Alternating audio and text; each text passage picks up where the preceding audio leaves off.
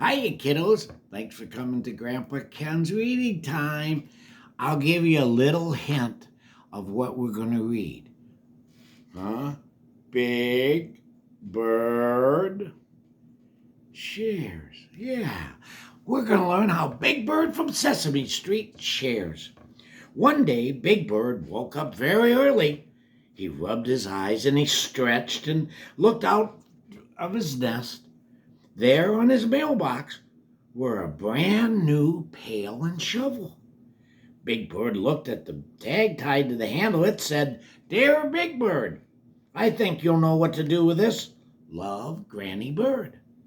Gee, I wonder what Granny Bird means. Look at there he sits. What do you think he means, kiddos? What do you think Granny means? You'll know what to do?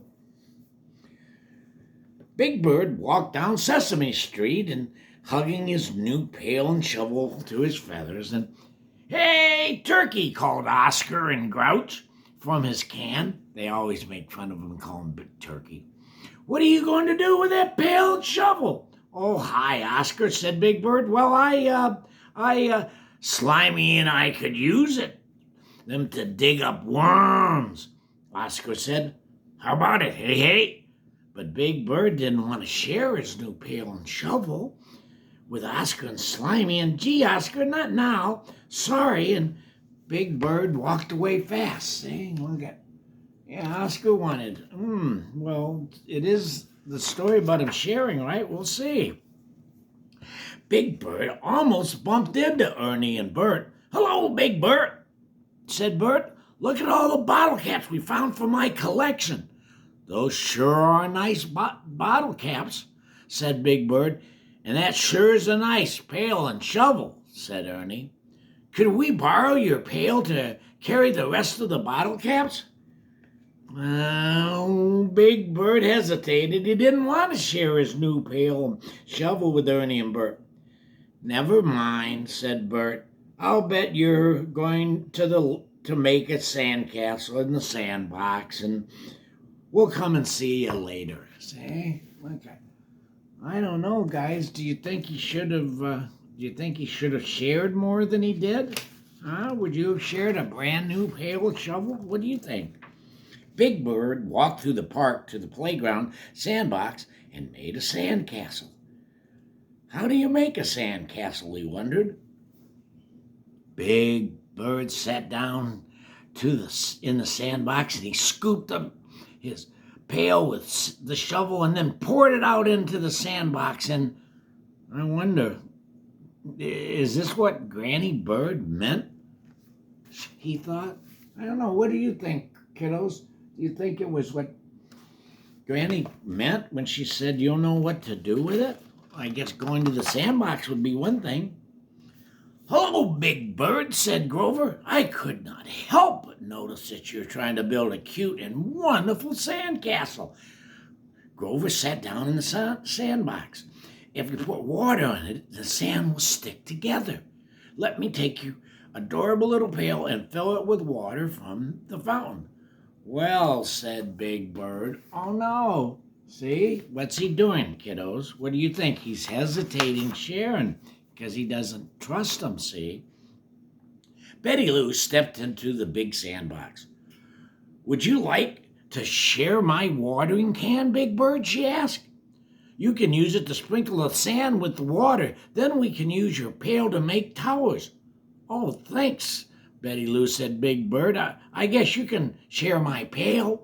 He took her watering can and handed her his pail. Well, that was fair, right? Big Bird sprinkled the sand with water, and Betty Lou showed him how to use his pail to make sand shapes. She packed wet sand into the pail and then turned it upside down. Then she carefully lifted the pail off. "Oh, Betty Lou," said Big Bird, "that's great." See Grover in the background? Yeah, see, she's making those towers for their castle. Have you ever done that, kiddos? It's fun. "Oh, I'm so excited," cried Grover. "Building in the sand is fun. Hey, everybody," Big Bird called to his friends. come and look at the neat sandcastle we're making with my new pail and shovel. Cookie Monster and Prairie Dawn came over to help. Cookie Monster probably wants cookies though, huh? Does Cookie Monster always want cookies? What do you think, kiddos? This little castle needs more delicious towers, cried Cookie Monster. This fort needs windows and doors, said Pirate Dawn. Let me make a tunnel between our castles, Grover said the big bird. Other friends came to build the Sand City. Oh, goodness, look at. Now what's he doing, kiddos? Huh? Is he sharing? This castle needs a moat, said Betty Lou, and she began to dig.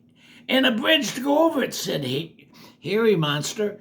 Ernie and Bert came over to see what everyone was doing. Goodness sakes, look how big it's gotten, and everybody's coming over from Sesame Street. Look at the neat Sand City, Ernie, said Bert. Right, Bert, said Ernie, but I think it needs some special decorations, don't you? Good idea, Ernie, he answered.